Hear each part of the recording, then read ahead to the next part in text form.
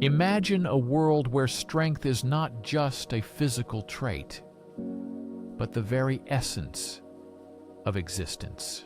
A philosopher with daring ideas challenges your beliefs about morality and human nature. What if the values we consider important, kindness, humility, and forgiveness, are merely chains holding us back from true greatness?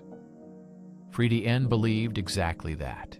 Today, we delve into the core of his controversial philosophy to answer the question, why did Nietzsche hate weakness? Stay with us. The final revelation will change your perception of the world. At the heart of Nietzsche's philosophy lies a deep contempt for weakness, not only in others, but in oneself. But what did he mean by weakness? According to Nietzsche, most people accept weakness because it is easier than striving for greatness. Weakness is a mindset, a refusal to face life's challenges. Friedrich Nietzsche criticized human society for its values, which he considered limiting human potential and fostering weakness instead of strength. He introduced the concept of slave morality to describe the values promoted by society and religion, which exalt obedience, humility, and self-sacrifice. According to Nietzsche, these qualities are merely ways to cope with powerlessness, exhibited by those unable to change their fate.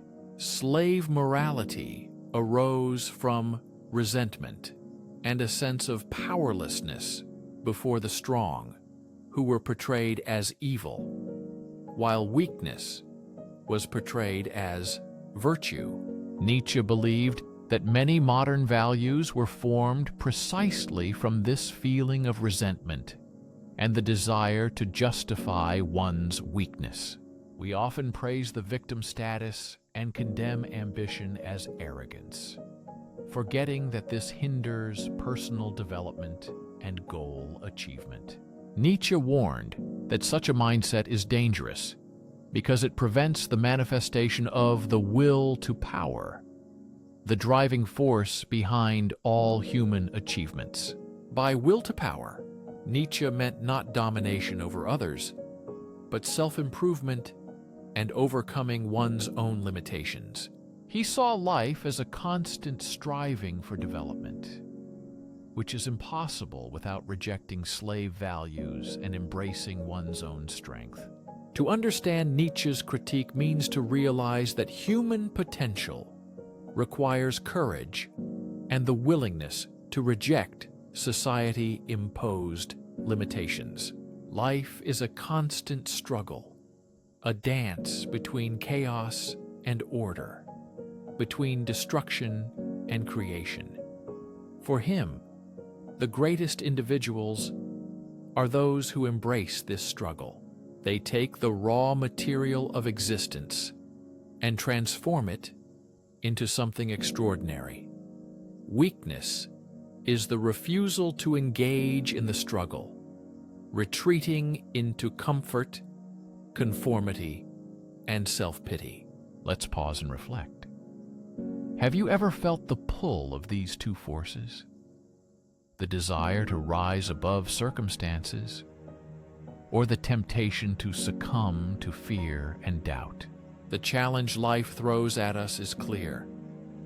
Will you give in to weakness or accept the challenge of existence to become stronger? As we delve deeper into Nietzsche's philosophy, we encounter his archetype, the Übermensch, or Superman. The Übermensch is the ideal man who transcends traditional morality and creates his own values. For Nietzsche, the Übermensch is the complete negation of weakness. Such a person does not seek external authorities, but embraces their individuality and the chaos of existence. But why is this ideal so rare? Nature, and then society, actively suppress its manifestation. Control systems, whether religion, politics, or culture, constantly influence us. Society encourages conformity and mediocrity, forcing adherence to established rules and expectations. We are used to placing safety above risk and stability above development. These attitudes are subtly ingrained, shaping our habits and thinking from childhood. Nature calls for a rebellion against these forces. It urges us to embrace the discomfort of existence, to boldly face the uncertainty of life, and to create meaning where there is none. This path is not for the faint of heart. Liberation from social norms and battling one's own weaknesses require immense courage and determination. But it is the only path to true freedom and fulfillment. It is known that what does not kill us makes us stronger. This is a call to growth, not to passive suffering. Every challenge is an opportunity for growth. Nature despises weakness, and before us stands the main question. Are we ready to confront our inner abyss? Do we have the courage to challenge imposed values and create a life full of meaning and strength? Or will we remain prisoners of habits and fears? The answer to this question will determine what our future will be: strong and meaningful, or limited and faceless, like a crowd. Many before us have succumbed to the comfort of mediocrity. Stay with us, as in the next part we will explore the profound implications of Nietzsche's philosophy. We will examine how his ideas resonate in the modern world and reveal steps to unlock inner strength and achieve the ultimate revelation. This revelation is so powerful and transformative that it can change your way of life forever. Let's dive deeper into Nietzsche's critique of weakness. Let's explore how his ideas align with the complexities of our modern world. Nietzsche's philosophy is not just a critique of social values. It is a plan for personal transformation, a call to reject the surrounding mediocrity and awaken the dormant potential within oneself. To fully understand Nietzsche's contempt for weakness, one must explore its roots. He believed that weakness is not natural but culturally conditioned. In Nietzsche's view, society rewards conformity and punishes individuality. Consider the systems that govern our lives. Schools that value obedience over creativity, workplaces that prioritize conformity over innovation, and religions that exalt submission over self-expression. These systems, according to Nietzsche, support a culture of weakness by discouraging people from doubting authority and challenging it. Consider how this manifests in your life.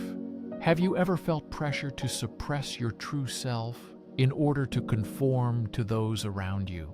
Have there been moments when you were made to feel guilty for wanting more success, freedom, and meaning in life? Nietzsche's philosophy radically rejects these pressures. He calls on us to reclaim our power, to question imposed rules, and to create our own path. At the core of Nietzsche's critique lies his concept of the herd mentality. The herd, in his view, is the masses blindly following social norms without question. The herd mentality feeds on fear. Fear of standing out, fear of failure, fear of taking responsibility for one's own life. This mindset seeks comfort in conformity and avoids the discomfort of individuality. But for Nietzsche, individuality is the highest expression of human existence. For him, the greatest tragedy is not failure, but a life not truly lived, a life where risks are avoided and desires suppressed.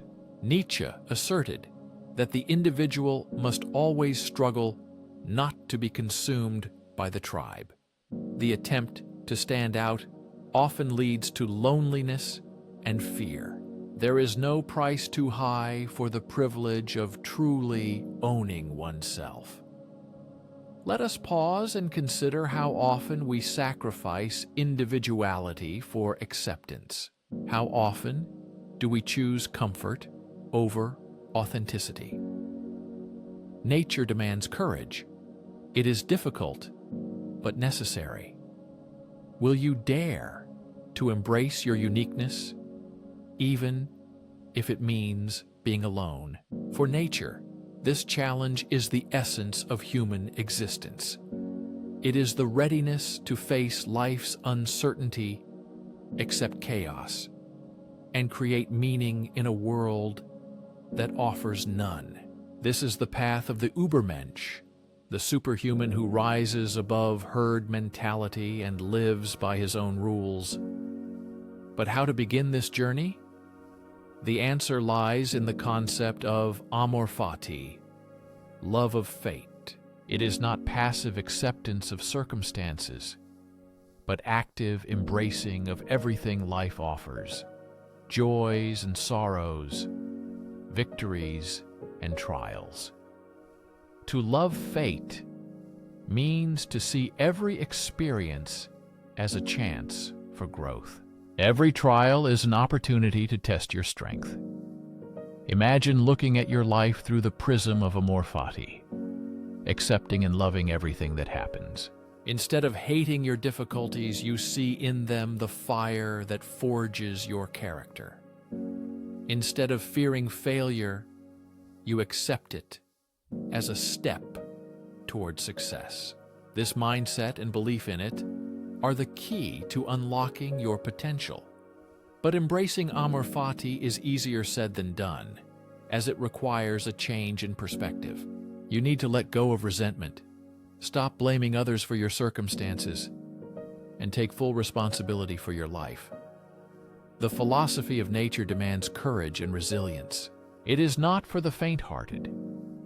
It requires unwavering determination and a drive for self-improvement. But the rewards are great. To live as a superhuman means to feel life in all its fullness.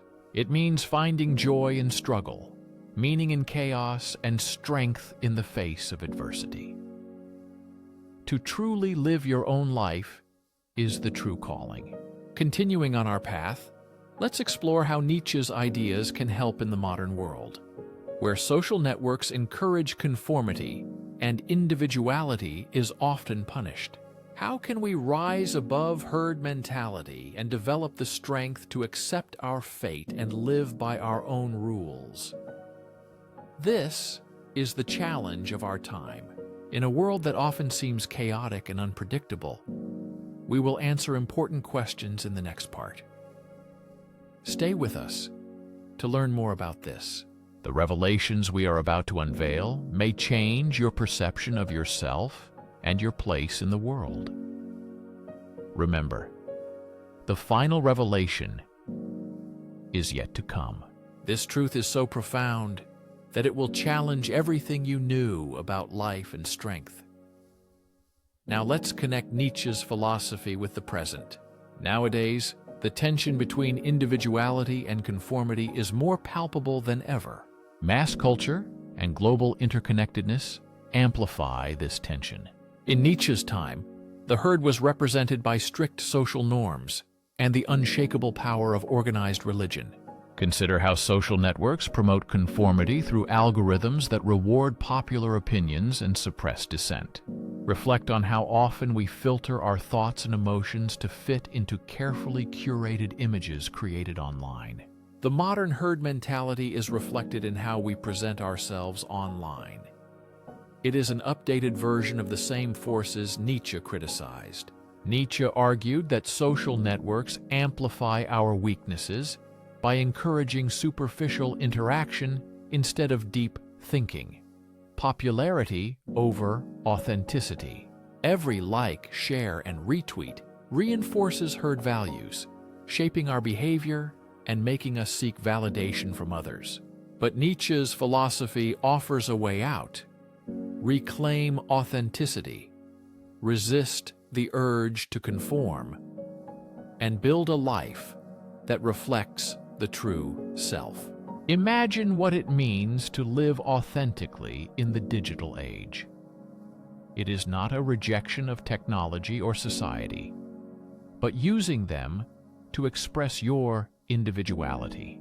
It is important to ask yourself, am I posting this because it aligns with my values, or just to gain approval from others? Do I live for myself, or conform to a template created by others? Nietzsche's concept of the Übermensch helps answer these questions. The Übermensch is neither an outcast nor a hermit, but a creator who uses their unique perspective allows them to shape the world rather than be shaped by it. Practically, this means developing self-awareness and prioritizing values over societal expectations. But how do you cultivate such a mindset when the world constantly pulls in the opposite direction? Nietzsche's philosophy offers 3 key practices for this. The first practice is embracing solitude. Nietzsche believed that true self-knowledge requires moments of isolation for reflection without external influence. According to him, a great person is one who maintains the independence of solitude with perfect sweetness, even amidst a crowd. Solitude is not loneliness, but a space for self-exploration. The second practice is developing resilience. Nietzsche's famous phrase, "What does not kill me makes me stronger," expresses faith in the power of overcoming difficulties.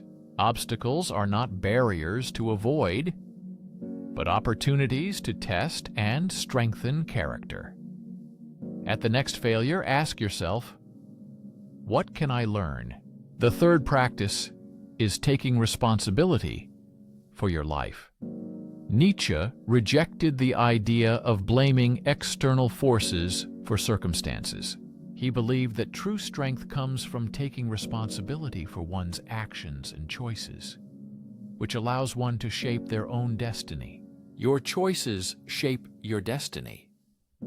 This does not mean ignoring systemic oppression or societal barriers, but refusing to let them define you. It's about finding ways to rise above, adapt, and thrive no matter what. Now let's turn to the emotional dimension of Nietzsche's philosophy. At the core of his critique of weakness is not condemnation, but a call to action. He understood that the struggle with weakness is a deeply human experience, full of fear and doubt. He also believed that this very struggle gives life meaning. Have you ever experienced deep doubts when questioning your abilities and worth? Nietzsche's philosophy addresses exactly these moments. He reminds us that doubt is not a sign of defeat, but a catalyst for personal growth and development. It is precisely in these moments of uncertainty that the opportunity arises to confront weaknesses, challenge limitations, and become stronger. Think about your own difficulties. Perhaps you feel trapped in a job that stifles your creativity, in relationships that limit your growth, or in thinking that holds you back. The question for you is this: are you ready to face these challenges boldly? Are you willing to embrace the discomfort of change for a life that reflects your true potential?